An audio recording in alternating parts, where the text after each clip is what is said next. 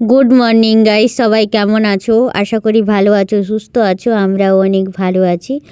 তো যাই হোক, এখন সকাল সকাল 6:30 মতন বাজে। আমার সব কিছু সবজি কাটা কমপ্লিট করে ফেলেছি প্রায়। তারপরে চা করব, যেহেতু আজকে বাড়িতেই কাজের জন্য লোক আসবে, তাদেরকে খেতে দিতে হবে, ভাত খেতে দিতে হবে। আমি ভাত খাওয়ার ব্যাপারটা রাখি না, তো বেশি বেশি বলতে কোনো সময় প্রায় করি না, বাধ্য হলেই করি।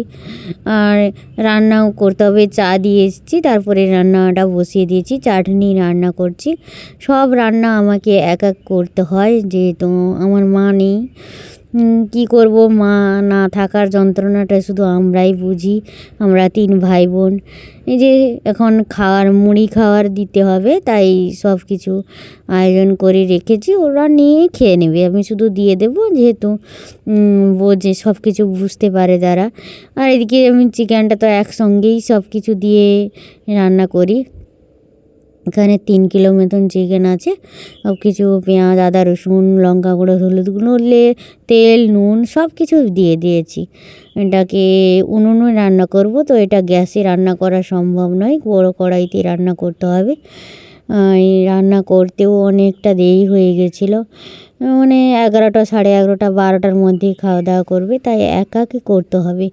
মানে 10 জনের রান্না, তার মধ্যে আবার একজন নিরামিষ ছিলেন। নিরামিষ বলতে মাংসটা খাবে না, আর কিছু সব কিছু খাবে।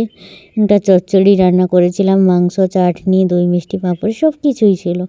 এদিকে মাংসটা হয়ে গেছে কষানো, এবার জল দিয়ে দেবো। তো আমাকে তো সব কাজ করতে হয়, কোনো বাড়ির কাজ আর টিউশন পড়ানো, সব কাজ করতে হয়। তাই বেশি কাউকে দেওয়ার মানে মুড়ি খাওয়ারটা দিই, কিন্তু ভাত খাওয়ার বেশি ব্যবস্থা করতে পারি না। বাড়িতে উপর ছাদের কাজ হচ্ছিল, তাই খেতে দিতে হবে। ইন্টন ঢালাই পড়ছিল, তাই খেতে দিয়েছিলাম। সব সময় তো আমাদের কথায় চললে হবে না, একটু আধে তো কিছু ব্যবস্থা করতে হবে। তো আমাদের এই যে মাংস রান্না কমপ্লিট, সব কিছু টেস্ট করে নামিয়ে নেব এখন। ওরা নিজেরাই মানে রান্নাটা আমি করে দিয়েছি, তারপরে সব কিছু নিয়ে খেয়ে নিয়েছে, কোনো সমস্যা নেই। সব কিছু বোঝাশোনার ব্যাপার থাকে। তো যাই হোক, এই যে তারপরে একটা ডিম ভেজেছি, ডাল করছি ওইদিকে। নিরামিষ যে খাবে, ডিম ভাজা খাবে, ডাল খাবে, চচ্চড়ি, চাটনি সব কিছু খাবে, কিন্তু মাংসটা খাবে না।